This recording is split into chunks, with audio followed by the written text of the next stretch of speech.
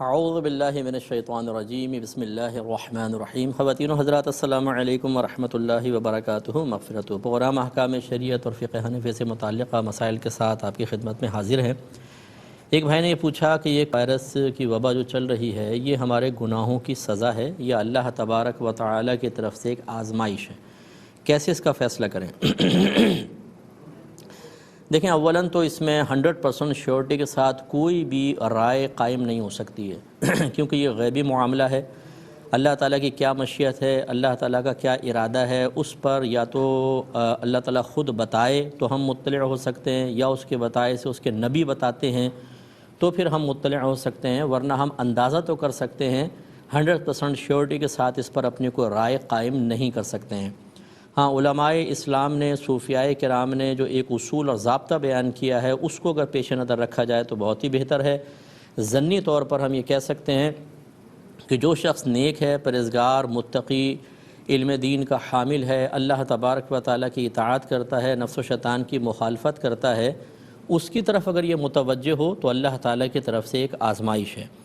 اور جو گناہگار، بدکار، سیاہکار ہے، کھاتا اللہ تبارک و تعالیٰ کا ہے لیکن بات اس کے دشمن شیطان اور اپنے نفس کی مانتا ہے، نمازیں نہیں پڑھتا، روزے نہیں رکھتا، حرام مال کماتا ہے، اس کی طرف اگر یہ چیز متوجہ ہو تو یہ کہہ سکتے ہیں کہ یہ اس کے گناہوں کی سزا ہے۔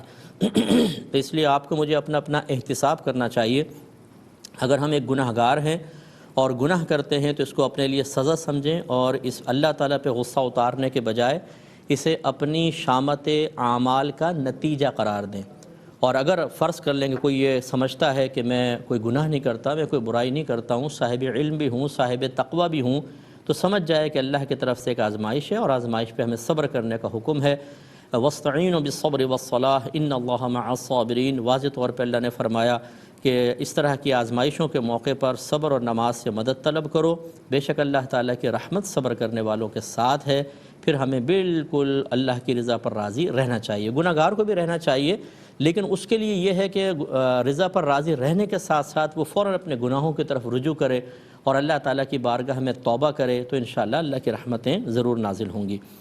ایک یہ بہن نے کویسچن کیا تھا کہ ان کے شوہر نشہ کرتے ہیں، چھوٹے چھوٹے بچے ہیں، تو ایک دفعہ انہوں نے ان کو سمجھانے کی کوشش کی کہ آپ یہ نشہ چھوڑ دیں، چھوٹے چھوٹے بچے ہیں، برے اثرات مرتب ہوتے ہیں، تو انہوں نے ان بہن کے سر پہ ہاتھ رکھ کر قسم کھائی کہ میں اگر آئندہ کبھی نشہ کروں تو تم میری طرف سے آزاد ہو۔ کچھ عرصے بعد انہوں نے نشہ شروع کر دیا، تو کیا حکم شرع ہوگا؟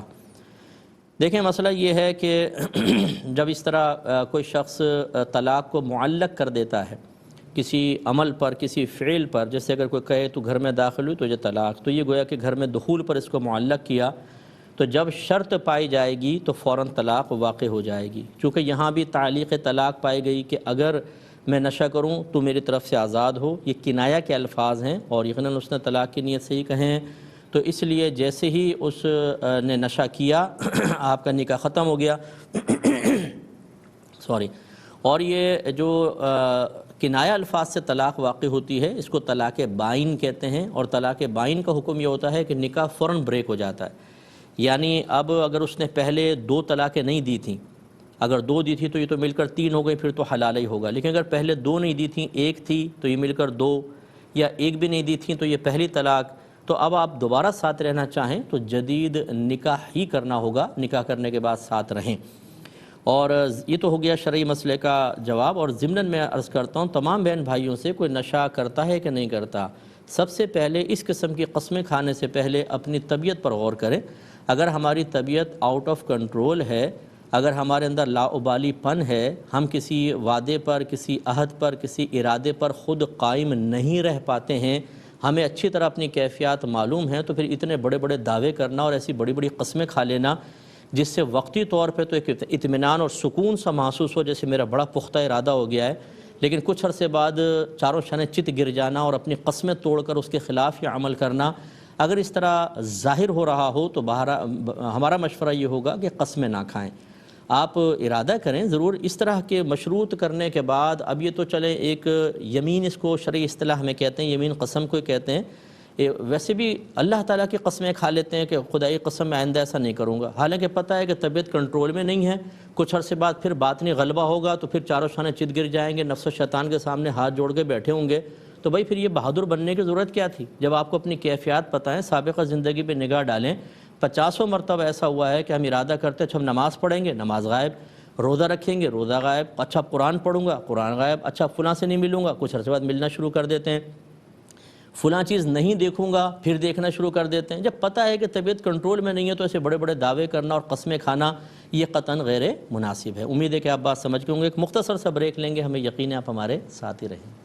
بسم اللہ الرحمن الرحیم۔ ایک بھائی نے کویسچن کیا تھا کہ ایک شخص بہت ہی گناہ گار ہے اور نماز وغیرہ بھی نہیں پڑھتا، اسے شدید قسم کا بخار ہو گیا اور خوف محسوس ہوا کہ شاید اب میری موت ہی ہو جائے گی، تو اس نے خوف موت کی وجہ سے ڈر کر توبہ کی خوب اچھی طریقے سے، پھر وہ صحت یاب ہو گیا اور دوبارہ گناہوں میں لگ گیا، تو کیا جو پہلے اس نے توبہ کی تھی وہ قبول ہوگی، گناہ معاف ہوں گے، اور دوبارہ جو اس نے گناہ کیے کیا اس کی وجہ سے پہلے والی توبہ پہ کوئی اثر مرتب ہوگا یا نہیں؟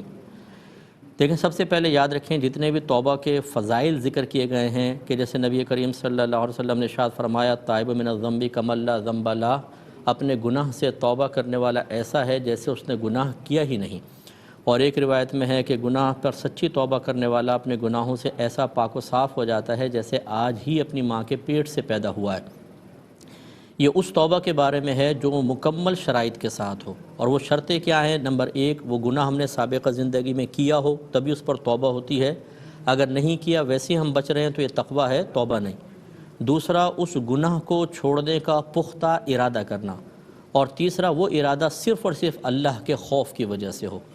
اگر اس شخص کو اب یہ اس صورتحال میں اگر اس نے موت کا خوف جو ہے یہ بھی اصل میں کیوں ہوتا ہے کہ مروں گا اب اللہ تعالیٰ میری گرفت فرمائے گا، مجھے عذاب ہوگا، تو یاد رکھیں عذاب قبر سے ڈرنا، بری موت سے ڈرنا، میدان محشر کی ذلت سے یا جہنم کے عذابات سے، یہ اللہ سے ہی ڈرنا ہوتا ہے، ورنہ ذات باری تعالیٰ سے ڈرنا تو کوئی ہو ہی نہیں سکتا ہے کہ ذات باری تعالیٰ سے، اللہ کے غضب سے انسان ڈرے گا، اس کی گرفت سے یا یہ عذابات وغیرہ سے۔ تو اگر یہی اس کے دل میں تھا اور اس نے سچی پکی توبہ کی تو بالکل اس کی توبہ مقبول ہے اور اس کے سابقہ تمام گناہ معاف ہو گئے۔ تو اب اس کے بعد اگر وہ مزید گناہ کر رہا ہے تو سابقہ توبہ اور اس کے جو مغفرت کو تحفہ اگر اس کو ملا ہے تو اس پر کوئی فرق نہیں پڑے گا، یہ نئے گناہ ہوں گے۔ کوشش یہ کرنی چاہیے کہ جب انسان ایک دفعہ توبہ کر لے دوبارہ گناہ نہ کرے، لیکن بہرحال سابقہ توبہ اگر کامل تھی تو امید رکھنی چاہیے اللہ تعالیٰ گناہ معاف فرمائے گا اور ان بعد والے گناہوں سے اس پر کوئی اثر مرتب نہیں ہوگا۔ ایک کالر ہمارے ساتھ ہیں، السلام علیکم۔ السلام علیکم۔ جی وعلیکم السلام۔ مفتی صاحب میرے آپ سے 2 سوال ہیں۔ ایک سوال، اپنا ٹیلی ویژن کی آواز بند کریں بہن۔ میری جو کہتے ہیں ساس ہے نا، وہ دودھ وغیرہ آتا ہے، میری ساس ہے نا دودھ وغیرہ نہیں آتا ہے، تو مثلا میرے ہسبینڈ پیسوں کے لاتے ہیں لیکن وہ مجھے نہیں دیتی ہیں، اپنا فریج میں کر کے رکھ دیتی ہیں، خود پیتی ہیں، بیٹیاں پیتی ہیں۔ تو ایک دن بیٹیاں اور ان کی وہ خود گھر سے باہر گئی تو میں نے فریج سے دودھ نکال کے اس کی جگہ پانی ڈال کے رکھ دیا۔ اب اس پہ جب سے میں بہت گلٹی فیل ہوں، کہیں یہ میں نے چوری تو نہیں کرتی، حالانکہ وہ میرے ہسبینڈ کے پیسوں کا تھا، چلے میں بتاتا ہوں، مجھے بالکل نہیں دیتی تھی۔ چلے میں بتاتا ہوں۔ اور ایک اور کالر ہیں، السلام علیکم۔ نہیں کرتی ہیں۔ السلام علیکم۔ وعلیکم السلام مفتی صاحب، خیریت سے؟ ہاں اللہ کا بڑا کرم۔ مفتی صاحب پہلا سوال یہ ہے، اگر جمعے کے دن مطلب جمعہ جس مسجد میں نہ ہو، دوبارہ کہیں؟ جمعہ نماز نہ ہو وبائی امراض کے حوالے سے، مطلب جو جمعہ نہیں ہو رہا ہے آج تک، تو اگر کوئی اپنی ظہر کی نماز گھروں میں پڑھ لے باجماعت، اس حوالے سے پہلا سوال۔ جی دوسرا سوال مفتی صاحب قبلہ یہ ہے، اگر جمعہ نماز دروازہ بند کر کے اندر پڑھ لے، اس حوالے سے شرعی مسئلہ بتائے، دروازہ بند کر کے مسجد کا۔ میں بتاتا ہوں انشاءاللہ۔ ایک کویشچن یہ کیا گیا تھا کہ زکوٰۃ کے حساب کا کیا طریقہ کار ہوتا ہے۔ یہ بہت وسیع کویشچن ہے، لیکن میں مختصراً آپ کو عرض کرتا ہوں کہ پہلی بات تو اچھی طرح یاد رکھیں کہ 4 قسم کے مالوں پر زکوٰۃ ہوتی ہے: سونا، چاندی، روپیہ اور مال تجارت۔ مال تجارت اس مال کو کہتے ہیں جس کو صرف آپ نے بیچنے کی نیت سے خریدا ہو، یہ ہے مال تجارت۔ یا کوئی چیز خریدی ہے، بیچنے لیا اور ارادہ یہ کہ اس سے کچھ اور تیار کر کے اسے بیچا جائے گا، جیسے بہت ساری چیزیں آپ لے کر اس سے کوئی پروڈکٹ تیار کرتے ہیں پھر اس کو آگے سیل کرتے ہیں، تو یہ جو مال خریدا ہے اس پروڈکٹ کی تیاری کے لیے یہ بھی مال تجارت کہلائے گا۔ اب اگر سونا 7.5 تولہ سونا ہو یا چاندی 52.5 تولہ ہو یا روپیہ اتنا ہو جس سے آپ 52.5 تولہ چاندی خرید سکتے ہوں، جیسے آج کل 45,000 50,000 کے درمیان ہوگی، اور یا پھر اتنی ہی مالیت کا مال تجارت آپ کے پاس ہو، تو سمجھ لیں آپ کا زکوٰۃ کا سال شروع ہو گیا۔ وہ اسلامی تاریخ گھنٹہ منٹ تک نوٹ کر کے رکھ لیں، مہینہ گھنٹہ منٹ تاریخ سب لکھ لیں، اور فرض کر لیں کہ ان میں سے کوئی بھی اس مقدار میں نہیں ہے، تھوڑی تھوڑی مقدار میں ہے، جیسے 1 تولہ سونا ہے، تھوڑی سی چاندی، تھوڑا سا کیش ہے، تو ان سب کو پھر روپوں میں تبدیل کر کے پھر دیکھیں کہ ان کی مالیت 52.5 تولہ چاندی تک پہنچتی ہے تو سمجھ لیں نصاب بن گیا ہے اور سال اسٹارٹ ہو گیا۔ جب 1 سال گزر جائے اب آپ کو دوبارہ حساب کرنا ہوگا۔ 1 سال کے درمیان میں کتنا آیا کتنا گیا اس سے کوئی اعتبار نہیں۔ اگر کوئی آیا ہے اور وہ فرض کر لیں سال کے اختتام سے 1 دن پہلے آیا ہے تو اسے بھی کل مال کے ساتھ ملا کر اس پر بھی گویا کہ سال گزر گیا، اس پر زکوٰۃ دینی ہوگی۔ اب جب سال کا اختتام ہو جائے، وہی تاریخ وہی مہینہ آ جائے، جیسے آپ نے فرسٹ رمضان کو لکھ لیا کہ میرا نصاب مکمل ہوا، اگلا فرسٹ رمضان آیا تو گویا کہ پورا 1 سال گزر گیا۔ اب آپ کو دیکھنا ہے کتنا سونا ہے، اس کا روپیہ نکال لیں، چاندی، کیش، مال تجارت۔ کیش کے اندر جو ہے وہ پرائز بانڈ بھی آئیں گے، شیئرز آئیں گے، اور کوئی آپ نے ایسی اسکیم میں پیسہ ڈالا ہوا ہے کہ جس میں صرف پیسہ رکھا ہوا ہے اور کچھ نہیں، وہ سب اس میں آئے گا۔ اسی طرح بعض اداروں میں تنخواہ میں سے ڈیڈکشن کی جاتی ہے، وہ رکھا جاتا ہے، اس پہ پھر پروفٹ ملا کر آخر میں دیتے ہیں، وہ سب اس قسم کا مال۔ اسی طرح آپ نے اگر BC دی ہوئی ہے اور آپ کی نکلی نہیں ہے وہ سب، اسی طرح آپ نے کسی کو قرضہ دیا ہوا ہے اس کو بھی یہاں پہ شمار کریں گے، آپ نے کوئی مال بیچا ہوا ہے اس کی پیمنٹ ابھی آپ کے پاس نہیں آئی ہے اسے بھی لکھیں گے۔ جتنا مال تجارت ہے، مثلا آپ نے کوئی دکان بیچنے کی نیت سے خریدی تھی، کوئی پلاٹ تھا، کوئی گھر تھا، اس کی موجودہ مارکیٹ ویلیو نکلوائیں، 2-3 پراپرٹی ڈیلر سے نکلوا لیں، اوسط جو قیمت ہو وہ اس میں ایڈ کر دیں، اس کا ٹوٹل نکال لیں۔ ٹوٹل نکالنے کے بعد دیکھیں کہ آپ کے اوپر اگر کسی کا قرضہ ہے اور فوری طور پہ آپ کو ادا کرنا ہے، جیسے اس مہینے کی BC ہے یا کوئی انسٹالمنٹ بھرنی ہے یا بینک کو کوئی پیمنٹ دینی ہے یا آپ نے کوئی مکان خریدنا تھا اس کی پیمنٹ دینی ہے یا گھر کے کوئی ذاتی استعمال کے لیے، گھر کے اخراجات کے لیے آپ نے کچھ مال مختص کرنا تھا وہ اگلے مہینے میں یوز ہوگا، ان سب کو اس میں سے مائنس کر دیں۔ اب جو باقی بچے اس کو 40 سے ڈیوائیڈ کر دیجئے گا، 40 سے تقسیم کر دیجئے گا، جو اماؤنٹ آئے گا وہ آپ کی زکوٰۃ ہوگی۔ مختصر وقت میں اتنا ہی بتا سکتا ہوں، اور کوئی کویسچن ہو تو پھر آپ اس میں ضرور کر لیجئے گا۔ ایک کالر ہمارے ساتھ ہیں، السلام علیکم۔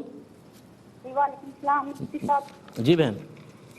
جی میرا سوال یہ ہے کہ میری ساس ہیں، ان کے پاس حج کے پیسے پڑے ہوئے ہیں اور میرے سسر فوت ہو گئے ہیں، وہ حج پہ بھی نہیں جا سکتی، تو کیا زکوٰۃ دینا ان پہ واجب ہے؟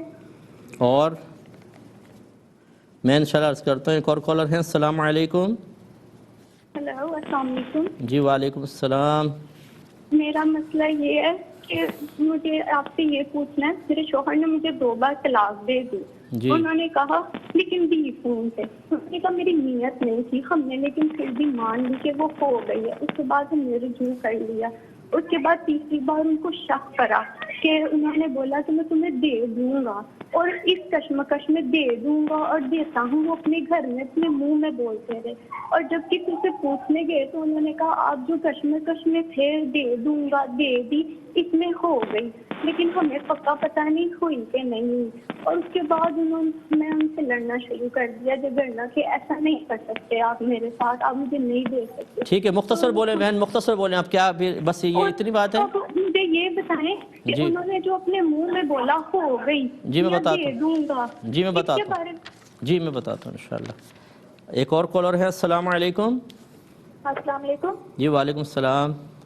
جی ڈاکٹر صاحب، ایک صاحب پراپرٹی اپنے نام سے لے کر بیوی کی مل کر رہے ہیں تمام تر تصرفات کے ساتھ، کاغذات پر تو شوہر کا نام ہوگا، لیکن ان کی بیوی یہ کہہ رہی ہے کہ میں آپ کو یہ اختیار اجازت دیتی ہوں کہ بوقت کی ضرورت اگر اس کو سیل کرنے کی حاجت ہو تو آپ بھی اس کو سیل کر سکتے ہیں، تو کیا یہ ایسا ہو سکتا ہے؟ چلیں اور۔ السلام علیکم ورحمۃ اللہ وبرکاتہ۔ وعلیکم السلام۔ ایک یہ کویشچن ہوا تھا، ایک بہن نے کہا کہ میں جب غیر مسلمین کے قبرستان کے پاس سے گزرتی ہوں تو ان کو بھی سلام کرتی ہوں، سورہ فاتحہ پڑھ کر اور کوئی سورت پڑھ کر ان کو ایصال ثواب بھی کر دیتی ہوں، اس میں کوئی شرعی طور پہ حرج تو نہیں ہے؟ دیکھیں، پہلی بات اچھی طرح یاد رکھیں، قرآن پاک میں واضح طور پر ہے کہ جو حالت کفر میں مر گیا اس کی کبھی بخشش و مغفرت نہیں ہو سکتی ہے۔ یعنی وہ سیدھا جہنم میں جائے گا اور ہمیشہ ہمیشہ جہنم میں جلے گا۔ اس کا مطلب یہ ہوا، اچھا ایک بات تو یہ، دوسری بات یہ ہے کہ جو مسلمان فوت ہوا ہے اسے آپ اصالِ ثواب بھی کر سکتے ہیں، اس کی دعائے بخشش و مغفرت بھی کر سکتے ہیں، چاہے وہ کتنا ہی گناہ گار کیوں نہ ہو، کیونکہ اللہ تبارک و تعالی نے شرک کے علاوہ، کوئی شرک کرتا ہوا مرا تو اس کی بخشش نہیں ہوگی، شرک کے علاوہ اگر کوئی کتنے ہی بڑے گناہ کبیرہ کرتا ہوا مرا ہے اس کے لیے مغفرت کی ایک امید ہے۔ یہ قرآن خود کہتا ہے کہ جو شرک کے علاوہ مرے گا تو اللہ تعالیٰ چاہے تو سزا دے، چاہے تو اس کو بخش دے۔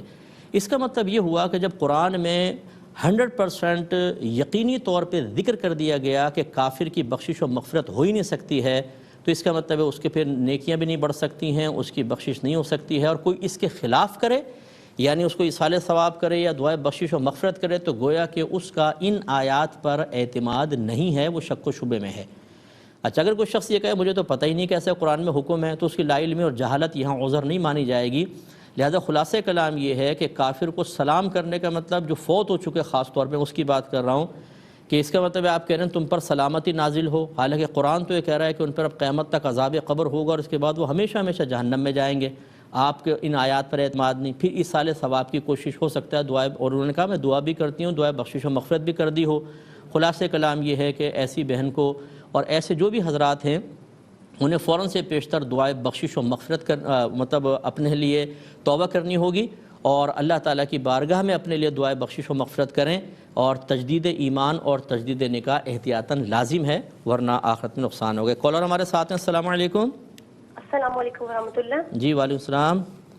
جی مفتی صاحب، میرا پہلا کوشچن یہ ہے، اگر کوئی شخص لا علمی کی وجہ سے رمضان میں اذان فجر کے دوران اکثر پانی وغیرہ پی لیا کرتا تھا، اب کچھ روزوں کے بارے میں اس کو یاد نہیں آ رہا اور غالب گمان بھی نہیں ہو رہا کہ اس نے اذان فجر کے دوران پانی پیا تھا یا نہیں، تو اب ان روزوں کی قضا کے بارے میں کیا حکم ہوگا؟ اور بولیں۔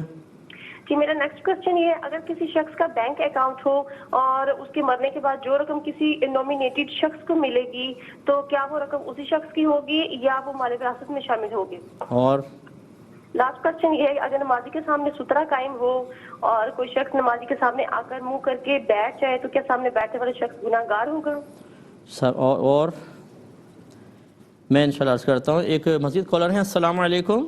جی السلام علیکم۔ وعلیکم السلام۔ جی جناب کیسے ہیں جناب؟ ٹھیک؟ اللہ کرم، اللہ کرم۔ جی سوال کیا ہے آپ کا؟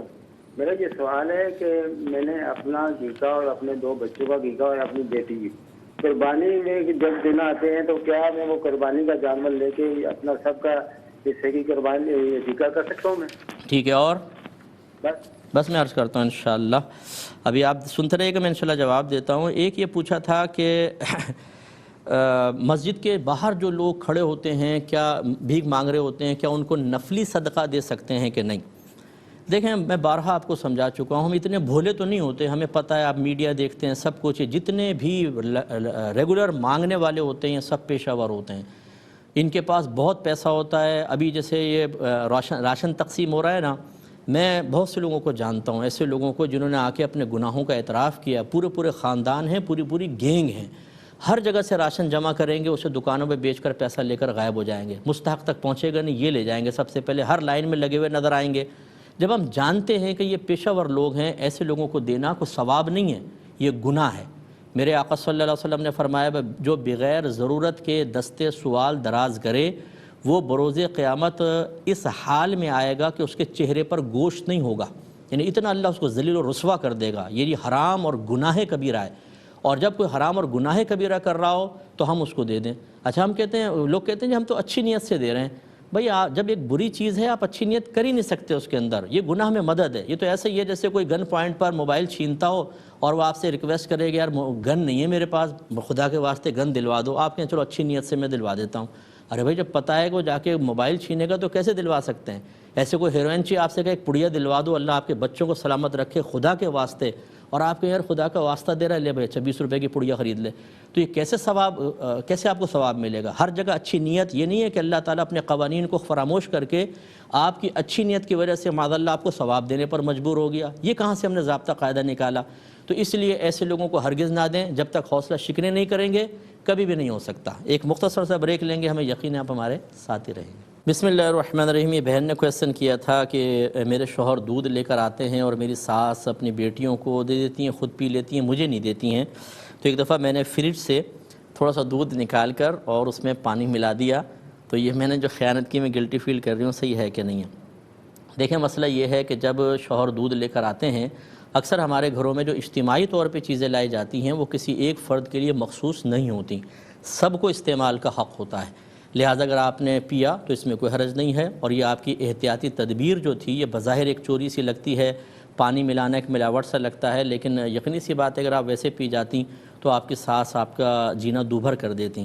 ایسی تمام ساسوں سے میری گزارش ہے، خدا کے واسطے کسی کی بچی، کسی کی بیٹی پر اس طرح ظلم نہ کریں. کل آپ کی بچیوں کے ساتھ ایسا معاملہ ہو کہ آپ اس کو پسند کریں گی.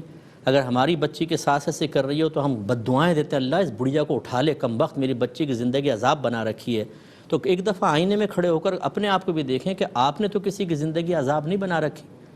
کسی کو مطلب آپ اتنا ہرٹ تو نہیں کر رہی ہیں، اس کو اتنا تو نہیں دبا رہی ہیں کہ میدان محشر میں وہ مظلومہ کی حیثیت سے کھڑی ہو کر آپ کے تمام نیکیاں نکال کر لے جائے. اور جس کو آج آپ تنگ کر کے خوش ہو رہی ہیں، کل وہ آپ کے جہنم میں جانے پر خوش ہو. تو خدا را ایسا نہ کریں. اور یہ کھانے پینے پہ لڑنا، یہ تو بالکل میں کہتا ہوں ایک انتہائی چیپ حرکت ہے. بوٹی کون کھا گیا، دودھ کون پی گیا، یہ مٹھائی کس نے کھا لی. ارے بھائی جس کی قسمت میں ٹھیک ہے، آپ پہلے ایک گھر میں ایک ایسا نظام رکھیں نا کسی کو احساس محرومی نہ ہو. تو بہرحال یہ بچی نے ٹھیک کیا، اس میں کوئی حرج نہیں ہے، ان کے شوہر کا پیسہ تھا اور سب گھر والوں کے لیے ہوتا ہے. ساس غلط کر رہی ہیں، اگر آپ سچ کہہ رہی ہیں تو بالکل آپ کا پینا درست تھا. ایک یہ جمعے کا جو آپ نے سوال کیا ہمارے بھائی نے، کل کا میرا احکام شریعت یوٹیوب پہ ڈلا ہوگا، اس میں تفصیل سے میں نے اس کا جواب دیا ہے، وہاں آپ ایک دفعہ سن لیجئے. یہ کہتی ہیں ان کی ساس نے حج کے پیسے جمع کر رکھے تھے، لیکن جیسے اب نہیں فرض کر لیں نہیں ہوا، تو کیا اس پہ زکوٰۃ لازم ہوگی یا نہیں ہوگی؟ دیکھیں بالکل ہوگی. جو اپنے بچیوں کے لیے لوگ پیسہ جمع کر کے رکھتے ہیں شادیوں کے لیے یا حج وغیرہ کے لیے، اگر فرض کر لیں آپ کا فرض حج ہے اور اسی سال پیسہ دینا ہے اور زکوٰۃ کا سال بھی پورا ہو گیا، تو پھر تو اس پر زکوٰۃ نہیں بنے گی، کیونکہ یہ آپ کی حاجت اصلیہ میں مستغرق کہلائے گا، فرض کی ادائیگی میں رکھا ہوا ہے. لیکن اگر آپ نے نفلی حج کرنا ہے، یا جیسے یہ صورتحال کہ حج پہ جا ہی نہیں رہے، تو پھر بالکل یہ اس پر اگر سال گزر گیا ہے یا دیگر مال پہ سال گزر رہا ہے اور یہ اس کے ساتھ مل سکتا ہے، درمیان میں آیا تھا، تو بالکل اس پر زکوٰۃ بنے گی، دینی ہوگی. ایک یہ کہتے ہیں کہ ان کے شوہر نے 2 بار فون پر ان کو طلاق دی، اور شوہر کہتے ہیں میری نیت نہیں تھی. دیکھیں جب صریح الفاظ کہے جاتے ہیں، صریح سے مراد وہ الفاظ جو طلاق کے لیے ہی خاص ہیں اور ان سے کوئی دوسرا معنی اکثر لیا ہی نہیں جاتا، جیسے لفظ طلاق. تو چاہے نیت ہو یا نہ ہو، اس میں طلاق واقع ہو جاتی ہے، چاہے لوگ کوئی قسمیں کھا کر کہے. کیونکہ میرے آقا صلی اللہ علیہ وسلم نے فرمایا کہ بعض چیزیں سنجیدگی میں سنجیدگی ہیں اور مذاق میں بھی سنجیدگی ہیں، جن میں سے ایک فرمایا طلاق. تو لہٰذا اب یہ بھولے پن کی حاجت نہیں ہے. اگر آپ اتنے ہی بڑے مفتی ہیں کہ آپ ہی جانتے میری نیت نہیں تھی اس لیے طلاق نہیں ہونی چاہیے، تو پھر آپ کو یہ بھی پتہ ہونا چاہیے تھا کہ اس معاملے میں نیت کے بغیر بھی طلاق ہو جاتی ہے. یعنی علم بالکل نہیں ہوتا. اپنی عقل لڑائیں گے اس مقام پر کہ جہاں پر شریعت نے واضح طور پہ حکم بیان کر دیا ہے اور ہم اس کے خلاف جا رہے ہوتے ہیں. ایسے شوہر سے کبھی پوچھیں کہ آپ کا جب نکاح ہوا تھا اس پہ کبھی آپ نے آبجیکشن کیوں نہیں کیا کہ جی میں نے تو صرف قبول کیا کہا اور ایک اجنبی عورت میرے لیے حلال ہو گئی. وہاں نہیں پوچھیں گے قاضی صاحب سے کہ مجھے شرعی مسئلہ سمجھائیں، جی مجھے سمجھ میں نہیں آ رہا. نہیں، جب طلاق کا مسئلہ آئے گا وہاں ہمارے 14 طبق روشن ہو جاتے ہیں اور اندر کا سویا ہوا مفتی جاگ جاتا ہے جس نے کبھی وہ کتاب پڑھی نہیں، اور اس طرح کے مسائل ہوتے ہیں. یہ بالکل غلط ہے. دوسری جو کشمکش والی صورت آپ نے بیان فرمائی، اس میں طلاق نہیں ہوتی ہے جب تک کہ کنفرم صورت نہ آ جائے. اگر انہوں نے مستقبل کے الفاظ کہے تو نہیں ہوگی، حال کے یا ماضی کے الفاظ کہے تو ہو جائے گی. اب لیکن چونکہ خود کشمکش میں ہے اس لیے اس میں طلاق نہیں ہوگی. اس میں نہ لڑائی جھگڑا کریں. آخری آپ کو نصیحت یہ ہے کہ جب آپ سمجھتی ہیں 2 طلاقیں ہو گئیں پھر بھی آپ کی فائٹ ختم نہیں ہوئی. ہماری بہنیں بڑے بھولے پن سے کہتی میرے شوہر نے 2 طلاقیں دے دیں. ان طلاق کے پیچھے کارنامے کس کس کے تھے اور آپ کا خود کتنا کارنامہ ہے وہ تو بتائیے. ایسے بھولے پن سے کہیں گی اور رو رو کے کہیں گی بعض اوقات، اور جب ہم تھوڑے سے قرے دیں گے کیونکہ میرا تو 30 سال کا تجربہ ہے، پھر کہیں گے ہاں میں نے بھی گریبان پکڑ لیا تھا، میں نے بھی 2 گالیاں دی تھیں، میں نے بھی جھگڑے کیے تھے. بعض تو کہتی میں نے منہ نوچ لیا تھا شوہر کا. تو پھر وہ آپ کو کیا مٹھائی لا کر دے گا، تمغے دے گا؟ لازم سی بات ہے کہ ایسی چیزیں ہوں گی. دونوں ہاتھ سے تالی بجتی ہے. اس لیے اگر شوہر زیادتی کر رہا ہے وہ بھی غلط ہے، لیکن ہماری بہنوں کو بھی چاہیے کہ شوہر کو اس مقام تک نہ لے جائیں ایک بند گلی کے اندر کہ سوائے پنجہ مارنے کے اس کے پاس اور کچھ بھی نہ ہو. یہ تو آپ چوہے کو بند کر دیں، بلی کو کر دیں کمرے کے اندر، پکڑنے کی کوشش کریں، وہ بھی اچھل کے پنجہ مار ہی دے گی کہ بھئی اب تو اور کوئی حل نہیں ہے۔ اس لیے سمجھا کریں، لڑائی جھگڑا فتنہ فساد سے کوئی فائدہ نہیں ہے۔ اپنے بچوں کے مستقبل کے لیے، اپنے مستقبل کے لیے اپنے گھر کو بسائیں، پیار محبت سے رہیں، یہی ہماری نصیحت ہوگی۔ ایک یہ کہتے ہیں کہ کسی نے پراپرٹی لے کر اپنی بیوی کے نام کر دی، ڈاکومنٹ شوہر کے نام ہیں لیکن بیوی کے نام کر دی اور کلی اختیار دے دیا کہ تم چاہے بیچو کچھ بھی کرو۔ جواب میں بیوی کہتی ہے کہ ٹھیک ہے، لیکن اگر آپ کو کبھی ضرورت ہو تو میں آپ کو اختیار دیتی ہوں، آپ بیچ سکتے ہیں، کیا حکم شرع ہوگا؟ اچھی طرح یاد رکھیں، جب ہم گفٹ دیتے ہیں نا، اس کو عربک میں ہبہ کہتے ہیں، جب یہ ہبہ کامل ہو جائے گا تب ایک چیز کسی کی ملکیت سے نکل کر دوسری کی ملکیت میں داخل ہوگی، اس کو کہتے ہیں ہبہ تام ہونا، مکمل ہونا۔ اچھا ہبہ تام کب ہوگا؟ وہ اسی طرح کہ آپ کسی کو گفٹ کر دیں اور مکمل طور پہ اس کو اختیار دے دیں کہ یہ چابی ہے، آپ بیچیں، کرائے پہ چڑھائیں، کیسے بھی، اور اس سے رہائش اپنی ہٹا لیں، اپنا سامان اس سے نکال لیں، تب کہیں وہ اس کی ملکیت میں داخل ہوگا، تب ہبہ تام ہوتا ہے۔ اگر آپ خود اس میں رہ رہے ہیں، اپنا سامان بھی رکھا ہوا ہے اور کہہ دیا یہ بیوی کو یہ تمہارا ہوا، اور یا پھر کاغذات بھی بنا کر دیے، شرعی لحاظ سے وہ بیوی کے نام نہیں ہوگا، شرعی لحاظ سے وہ جب شوہر فوت ہوگا تو یہ شوہر کی پراپرٹی کہلائے گی، اس میں سب کی وراثت جاری ہوگی۔ تو یہاں پر اگر شوہر نے ایسے ہی کیا کہ پراپرٹی خریدی، اس میں خود نہیں رہتا، سامان نہیں ہے، بیوی کے نام کر دی، کاغذات چاہے شوہر کے نام ہو، اور اس کو ٹوٹل اختیار دے دیا، یہ بیوی کی ملکیت میں داخل ہو گئی۔ اگر عورت نے قبضہ کر لیا، یعنی وہ اگر چابی تھی چابی دے دی، یا پلاٹ تھا تو ٹھیک ہے، اس کو وہ بالکل تخلیہ کہتے ہیں، اس کو خالی کر دینا، تم لے لو اور کیسے بھی کرو۔ اب اگر بیوی یہ جملے کہتی بھی ہے کہ میں آپ کو اختیار دیتی ہوں، جب کبھی آپ کو بیچتا ہوں بیچ لیجیے گا، اس سے وہ چیز بیوی کی ملکیت سے نہیں نکلے گی۔ خلاصہ کلام یہ کہ اس حالت میں اگر شوہر کا انتقال ہوتا ہے تو یہ مال وراثت نہیں ہے، یہ بیوی کی ملکیت ہے۔ ہاں اگر بیوی فوت ہوگی تو یہ مال وراثت ہے اور ورثاء میں تقسیم ہوگا۔ یہ کہتی ہیں کہ لا علمی میں کسی شخص نے اذان کے دوران، رمضان میں جیسے پانی پی لیتے ہیں، پانی پیا، اب یہ پتہ نہیں کتنے روز ایسے پی کے توڑے ہیں، تو کیا حکم شرع ہوگا؟ دیکھیں جب یاد ہی نہیں ہے تو چھوڑ دیں، جتنے کنفرم ذہن میں آتے ہیں، غالب گمان جن کا آتا ہے، ان کی قضا کریں گے، باقی تذبذب کے عالم میں نہ رہیں۔ یہ کہتے ہیں کسی نے اکاؤنٹ میں پیسہ رکھوایا ہوا تھا اور نومنی کے طور پر کسی کا نام، جیسے بیوی کا نام لکھوایا، اب اس کا انتقال ہو گیا، تو یہ سارا بیوی کو ملے گا یا دیگر ورثاء کو بھی ملے گا؟ دیکھیں اچھی طرح یاد رکھیں، جب کسی کی ملکیت میں کوئی چیز آ چکی ہوتی ہے، پھر اگر وہ کہتا ہے کہ میرے بعد فلاں کا ہو یہ، تو یہ ایک وصیت ہے، لہٰذا جب اس کا انتقال ہوگا تو 1/3 کے اندر تو وصیت جاری ہو سکتی ہے، باقی سب وارثوں کا حصہ ہوگا۔ اس میں دوسری شرط یہ ہے کہ جس کے بارے میں وصیت کی ہے وہ خود وارث نہ ہو، کیونکہ نبی کریم صلی اللہ علیہ وسلم فرماتے ہیں لا وصیۃ للوارث، کسی وارث کے لیے وصیت نہیں۔ ہاں اگر وصیت کر دی وارث کے لیے، دیگر ورثاء راضی ہو جائیں تو پھر ٹھیک ہے، اس کو مل جائے گا۔ تو خلاصہ کلام یہ کہ ٹوٹل یہ بیوی کا نہیں ہوگا، اگر فرض کر لیں بیوی کے نام ہے تو دوسروں کا بھی ہے، اور اگر بیوی تو وارثہ ویسی بنتی ہے، سارا اس کو مل ہی نہیں سکتا، دیگر ورثاء راضی ہو جائیں تو 1/3 اس کو علیحدہ ملے گا، وراثت میں سے علیحدہ ملے گا، باقی ان کا۔ اور اگر یہ بیوی کوئی اور غیر وارث ہے تو پھر اس کو 1/3 دیں گے، باقی سب کا سب ان کو ملے گا۔ ہاں اگر کوئی اس کی ملکیت میں نہیں تھا آدمی کے، تو پھر جس کو مختص کیا اسی کو ملے گا۔ جیسے پینشن ہے، کسی نے وصیت اس میں نام لکھوایا اپنی والدہ کا، یہ مال وراثت نہیں ہے، یہ صرف والدہ کی ملکیت ہے، اسی کو ملے گا۔ بیوی کا نام لکھوایا تو بیوی کو ملے گا، یہ مال وراثت نہیں، کیونکہ پینشن ہماری ملکیت میں نہیں ہوتی ہے۔ نمازی کے آگے سترہ لگا ہو، کوئی آگے منہ کے سامنے بیٹھ جائے، وہ گناہ گار ہوگا، کیونکہ سترے کی وجہ سے آگے سے گزر تو سکتے ہیں، یہ نہیں کہ سامنے بیٹھ کر اس کو ریاکاری میں مبتلا کروائیں یا بیچارہ وہ پریشان ہو کر خشوع و خضوع کا ختم ہو جائے، یہ گناہ ہوتا ہے۔ عقیقہ قربانی کے جانور میں عقیقہ بالکل ہو سکتا ہے۔